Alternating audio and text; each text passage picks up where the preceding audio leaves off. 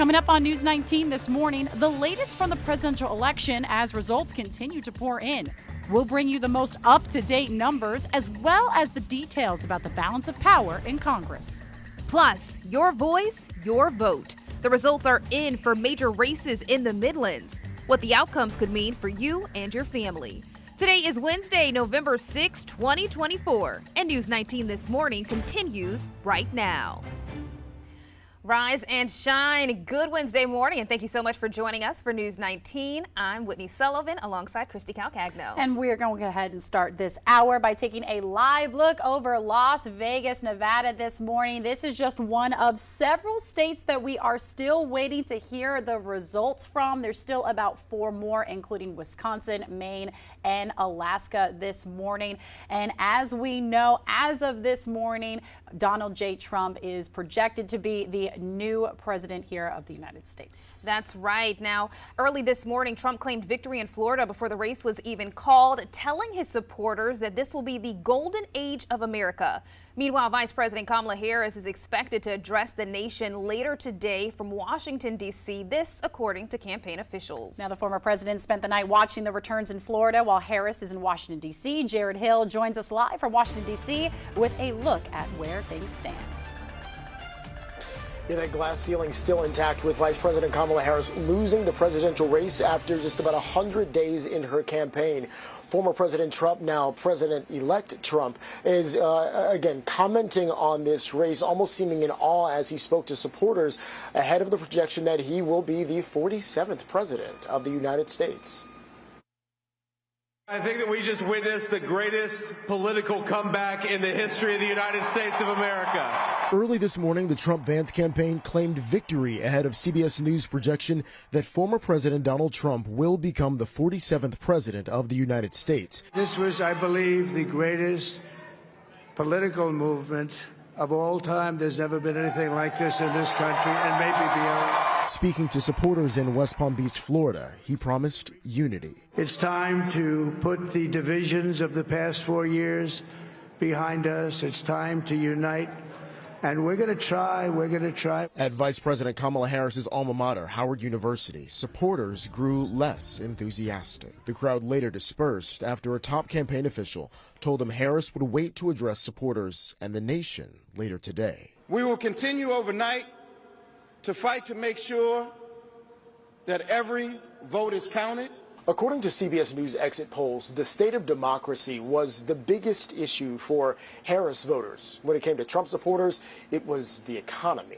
The Democratic ticket all the way for human rights. While he was the president, everything was nice and smooth, and I still had money left in my pocket. A vast majority of voters nationwide described the economy as bad after heading into the voting booth yesterday. And it looks like President-elect Trump is going to have now a Republican Senate with the GOP flipping seats in West Virginia, Montana, as well as Ohio. All of this critical when it comes to everything from confirming cabinet appointees and positions to judges on the federal bench, potentially even a Supreme Court justice. Back to you. All right, Jared, thank you so much. Now, with a Republican Senate, CBS News has called several key races for GOP candidates. At this time, the balance of power in the House is yet to be determined, as right now we still have about 200 more seats that still need to be filled. Of course, we will be continuing our election coverage in just a few minutes, but first let's go ahead and take a look at kind of what that balance of power really does look like, Whitney. Yeah, this morning we want to take a closer look at Trump's path to victory. Now, we know the magic number here is 270 electoral votes. That's how many you need to secure in order to claim your seat in the Oval Office. And as you can see right here, Trump has surpassed that number with 277. Now, we were able to speak with a USC political expert earlier today and really said that once our friends in Pennsylvania, once this flipped to red, once this flipped in favor of Trump, that is when we saw that it was going to be very tough for Vice President Kamala Harris to secure a victory. Not only did Pennsylvania flip, Also, too, we saw that Georgia also flipped to red as well. So again, we are seeing all these states. This one hasn't come through yet. This one's Michigan. We're still waiting on those results right there. We're also still waiting on results from Nevada. We're also waiting on results from Arizona as well. But regardless, Trump was able to flip some key swing states in order to claim this victory. Now, no surprise here, Trump was able to claim South Carolina. Again, nobody's surprised by this, as this is historically a red state. I mean, the last time that South Carolina gave the 9 electoral votes to a Democratic candidate was Jimmy Carter. So you know how far back that goes. I also really quickly want to take a look at some hotly contested races here in the Midlands. Let's take a look at Senate District 26. Russell Ott defeating out political newcomer Jason Gurry. And then when we go to the South Carolina State House, this was a closely watched, very talked about race here. Democratic incumbent Heather Bauer was able to edge out Kirkman Finley, who held this seat actually for about a decade. But again, you can see all of these local and national results on our website. That's WLTX.com. Well, back here at home, Walker Lawson was at the Republican Watch Party at the Tin Roof in Columbia. He caught up and got the sights and the sounds of that event. Well, good morning, guys. Members of the GOP gathered at Tin Roof on Tuesday night as they were excited to see that President Trump won the state of South Carolina. We spoke with Attorney General Alan Wilson, who says he's excited after visiting the border that Trump has won the state, but he's hoping that he wins the nation. Well, first off, when you look at South Carolina, why this is important to South Carolina, you got to go to what my job entails: fighting the fentanyl crisis, drug trafficking, cartel involvement, human trafficking. It all starting at the southern border. And over the last 4 years, there's been nearly a 500% increase in the number of illegal crossings. It's all being fed by Mexican drug cartels working with the Chinese government to do fentanyl labs south of the border. They're funneling it all up into to the southern, across the southern border, up to Atlanta, into South Carolina. Very first day of January, or January 2nd, we had a press conference. We seized enough fentanyl to kill 500,000 people, and we indicted over 60 people in that fentanyl trafficking ring. It all originated in Mexico, and it all came over the open border. When people ask me what keeps me up at night, it's that. Reporting in Columbia, Walker Lawson, News 19, WLTX. And last night, News 19's Rachel Ripp spent the night at the Beerfeller Brewery at South Carolina. Democratic Watch Party was held. Attendees at that party celebrated some wins and losses. Here's Rachel with more. An eventful night here at Beerfeller in Canal Side for the South Carolina Democratic Party Watch Party. For all of those election results to come in. This room was vastly different just a few hours ago. People filled in here. We heard from party chair Crystal Spain. She spoke about how the party is not done yet.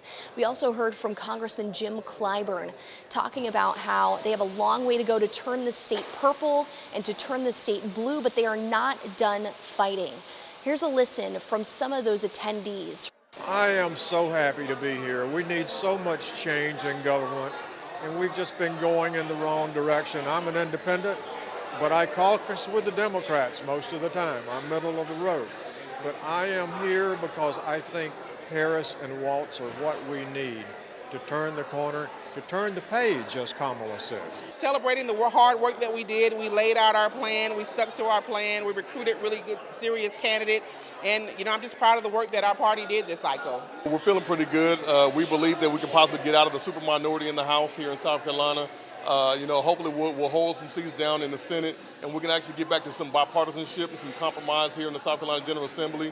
And as always, we'll continue to bring you the latest election coverage right here on WLTX and WLTX Plus. Reporting in Columbia, Rachel Ripp, News 19, WLTX.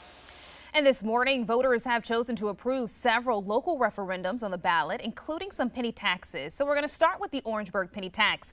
67% voted in favor of it. Supporters say the penny tax could help the county build its new courthouse, replace roads, build an urgent care facility in Santee, and renovate the town's Department of Health and Environmental Control, also known as the DHEC building. In the past, penny taxes helped build a new jail, town halls, water parks, monuments, county industrial parks, renovations to county buildings, and more. Turning our attention now to Sumter and their penny tax there. They also voted to approve it. It would raise $124 million, which would go to capital improvement projects. The tax funds will be used in rural areas and throughout the county. including for quality of life improvements, economic development, infrastructure, and public safety. The tax will take effect in 2025. And finally, we have the Lex Rich 5 bond referendum. According to the district superintendent, the bond would fund $240 million in district projects. This referendum would result in a new borrowing total and long-term debt that would need to be paid off over the next 20 years. The bond would also allow money to fix things like plumbing and roofing, add advanced security cameras and secure entries, and implement instructional programs about entrepreneurship and AI. All right, the big story today is the election, but we also got to get to your forecast. For that, we'll hand it over to meteorologist Daniel Bonds. And it has been kind of a foggy start to the day. That fog will kind of mix on out. We're going to jump ahead towards this afternoon when the rain is expected to return to the Midlands. So this is about 4:45 this afternoon. Notice the shower activity starts to spread across South Carolina. We'll have some heavier downpours in the southern half of the Midlands and towards the low country of South Carolina. That'll probably be the trend even as we get to midnight. During the overnight hours, same thing. The heaviest rain will be kind of in the southern half of South Carolina. We'll see more opportunities for rain as we do go through Thursday morning. By the time we get to Thursday afternoon, though, those rain chances will start to decrease. Through Thursday morning, mid-Thursday morning, Orangeburg about an inch of rain, about a quarter of an inch of rain in the capital city. Could have some heavier amounts over in the western part of South Carolina, in particular over in the central Savannah River area. That's where the highest risk for flash flooding is. Do have a flash flood watch in effect from 1 o'clock this afternoon through 7 o'clock Thursday evening for Aiken County. The rest of the Midlands not under a watch, but showers return to the area later this evening and tonight. High temperatures in the mid to upper 70s to near 80 degrees, so still well above normal. Heavy downpours tonight and early tomorrow. Small chance for rain on Friday. Those clouds should decrease a little bit as we head into the weekend. We're going to keep things dry over the weekend with highs in the mid 70s, and we jump right back up to the upper 70s to near 80 degrees for Veterans Day. Upper 70s on Tuesday with a lot of sunshine. So be prepared for some rain tonight and tomorrow. Christy. All right, Daniel, thank you. Time right now, 8:12. Here are the top stories you need to know as you start your day. Your Wednesday morning rush starts right now. This morning, Richland County Sheriff deputies continuing to investigate after several people reported being drugged at a local bar. On 3 separate occasions, deputies have been notified of people being drugged at TLC Sports Bar and Grill on Stadium Road. Richland County confirmed that deputies are currently running tests and looking at video footage to try and piece together how this happened. News 19 reached out to TLC Bar and Grill for a comment, but they did not give us one. And this morning, South Carolina basketball star Ashlyn Watkins' charges have been dismissed. Back on August 31st, Watkins was charged with assault, leading to an immediate suspension from the women's basketball team. Because of this, she did not join her teammates to the White House in September to be honored for the national championship. Court records show that Watkins' charges were dismissed on November 1st. There was no immediate word on her suspension. Happening today, Governor McMaster is expected to make an announcement this afternoon. We're being told this will be a cabinet agency announcement. He will be joined by members of the General Assembly. It's happening at 3:30 this afternoon at the State House. And there's your morning rush. For details on these stories and more, just head to our website. You can also find the latest on the News 19 app.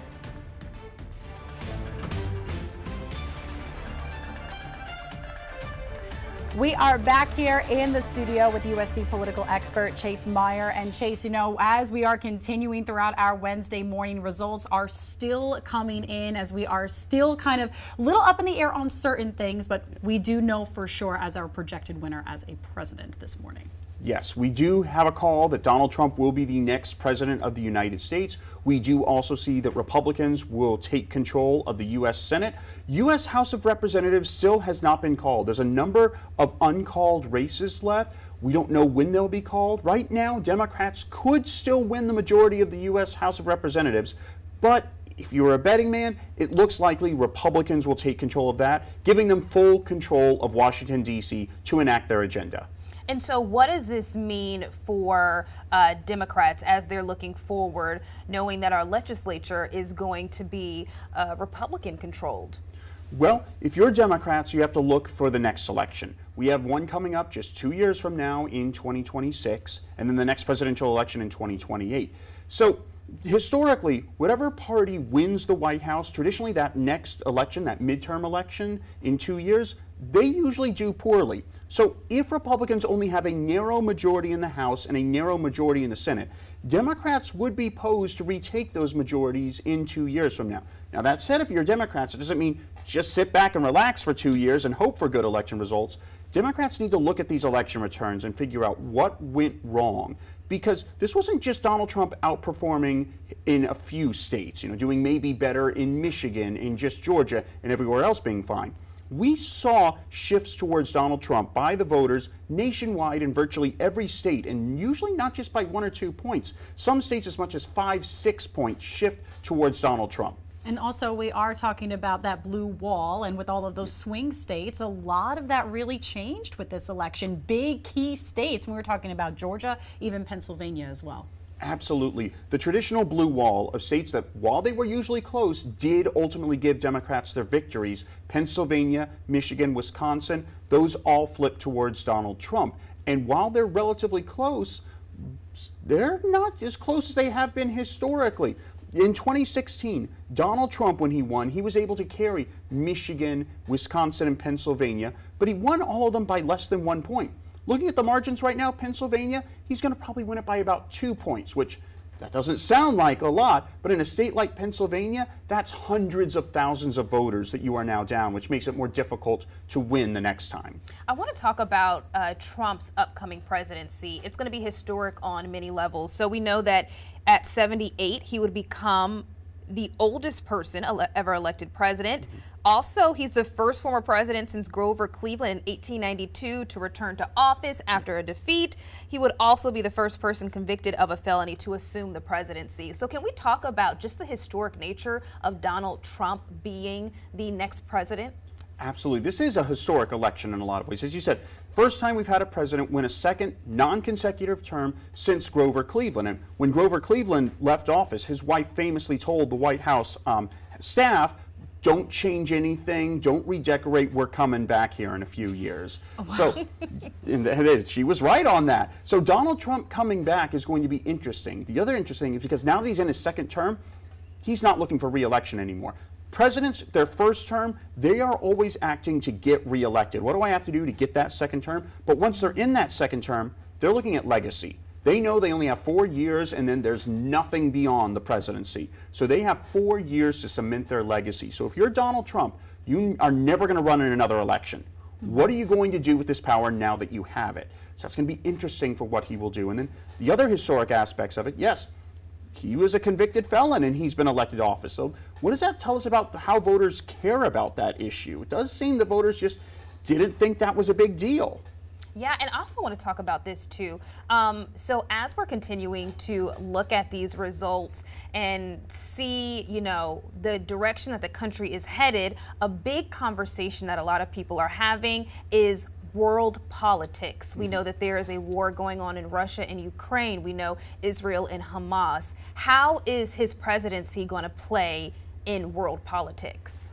It's going to be very interesting. The Russian government has made it very clear that they want Donald Trump back in power. There were reports last night that bomb threats were called into several voting precincts in Georgia and Pennsylvania, and those calls were traced back to, guess where? Russia. Wow. So they have a vested interest in Donald Trump winning. Why? Donald Trump has made it clear that he will end the war in Ukraine. He said immediately, he said, I'm going to end it within 24 hours if I'm elected president. Now, what does that mean if it ends in 24 hours? Let's assume that actually happens. If you're Ukraine, there's no way you can retake your lost territories in 24 hours. There's no way you can get anything back. If Donald Trump is serious about ending the war immediately, that's a Russia victory. Russia has gotten most everything they want out of Ukraine right now, so the war ending would just be to Russia's benefit. That's interesting there too, is, what's happening here in our nation obviously reflects what's happening in the world. Already, President Zelensky says that there is going to have a strong unity. And as of this morning, we still haven't heard anything from Russian President Vladimir Putin about this election. Yeah, it'll be very interesting to see what they say. Now, turning our attention back here at home, what, based off of the results, are you believing were some of the driving factors that led people to come out and vote for Trump? I think, we hear a lot of analysts say their pocketbooks. Money was a huge factor this year. Yeah, absolutely. When you see an election like this, where virtually voters in every state shift in one direction. This means that whatever happened is something that affects people everywhere. This isn't like there's some regional issue going on or one specific niche issue. And what affects everyone? The economy, the pocketbook. Exit polls show that Donald Trump, a small majority favored him over Kamala Harris on issues of who will be best for the economy, who will be best for pocketbook issues. It wasn't by a large margin, but it was certainly enough for him to win. And given what we've seen over the past 4 years, inflation that took off and then has since cooled, but we are still feeling the effects of it. That seems to be something that really drove this here, is that Americans' anger about the economy, which by some metrics is doing well if you look at the stock market, but by measures of inflation, American voters were just not happy with it, and that seems to be driving this message here. On top of that, you said message. The power of messaging I felt from both sides there too. So, you had big celebrities coming now during a lot of campaign rallies on both sides. Does messaging and maybe where they go and who they speak with, does that have anything? That's hard to say, because looking at this election, on one hand, as you said, Kamala Harris had a lot of celebrity endorsements. Taylor Swift, Beyonce, LeBron James, many others. And yet she still lost. So one could easily interpret that as saying, wow, these endorsements don't matter at all. Americans don't care. But hypothetically, what if she hadn't gotten any of those endorsements? Would she maybe have performed worse? So her losing this election, is it say that these endorsements didn't matter? Was it a campaign strategy? Or was she just always set to lose, and what she did actually may have made it closer? That's something that we're going to need to wait for more data from, analysis, which we're not going to get a complete picture for several months when it comes to this. But that's the big question right now. We know that the voters nationwide preferred Trump by a good margin. But the question is, did Harris help or hurt herself with her campaign decisions? Did Trump help or hurt himself with his campaign decisions? Would this race have been a blowout, or was it always destined to be a narrow margin? This is going to be so interesting, because over the next couple months, like you said, we're going to get a lot of insight in what worked and what didn't, and hopefully we'll be able to see those results. And so my final question is this. When it comes to Kamala Harris and her campaign, we have to keep in mind that she, probably had, in history, you let me know, you're the expert, the shortest presidential campaign, because we can't forget, it was just a few months ago that President Biden stepped down. Do we think that that played a role in her loss? It might have. I commend her for being able to put a staff together, a campaign, a strategy together, and running a relatively competent campaign in as short of a time as possible. But that said, I do wonder if the short time led voters to truly think is this truly Kamala Harris, or is she just running on Biden's legacy? Because the one thing we do know is President Biden is deeply unpopular with the voters. Going into the election, his approval rating was about 41%. If he had been the nominee, I think it's safe to say he would have lost in a landslide. Given that Kamala Harris was able to do a little bit better, but ultimately not win, I wonder if that short, truncated period had voters think that, yes, she's a different person, but is she really that different from Joe Biden? Had she had longer time to campaign, maybe it would have convinced voters that, hey, I am nothing like Joe Biden. Don't think of him when you are voting for me.